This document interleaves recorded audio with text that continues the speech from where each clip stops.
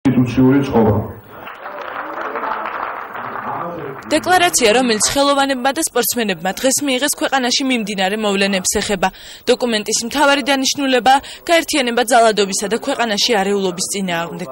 მინდა რომ მე ვიცხოვრო ისეთ ქვეყანაში, სადაც იქნება ჩვეულებრივად სიმშვიდე ქუჩაში და საიდაც უცხოეთიდან თუ მოსკოვიდან თუ არ ვიცი თუ გინდა თბილისის რომელიმე უბნიდან წყდებოდეს ჩემი შვილების ბედი. ხელს ვაწერ იმაზე რომ იყოს არჩევნები ჩატარებული სტაბილურ გარემოში და არანაირმა გარეშე ძალებმა არ შეუშალოს ქვეყანაში ნორმალურად არჩევნების ჩატარებას.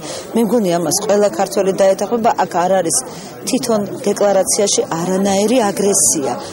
დოკუმენტში მხოლოდ 3 პუნქტი შევიდა. დეკლარაციის შემუშავებაზე ხელოვანთა მცირე ჯგუფმა იმუშავა, თუმცა მასზე ხელი შეხვედრაზე მისულმა თითქმის ყველა ადამიანმა მოაწერა.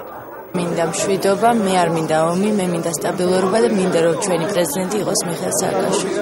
მე აქ ვარ იმისთვის და უკვე დავადასტურე რომ ვეთანხმები და უკვე ხელი მოვაწერე, იმიტომ რომ არ უნდა იყოს ჩვენ ქვეყანაში ძალადობა და ეს არის ძალადობის ფაქტორები, რომელიც რა თქმა უნდა ჩვენ მოვიტყობთ მშვიდობიან, ნორმალურ, დემოკრატიულ არჩევნებს.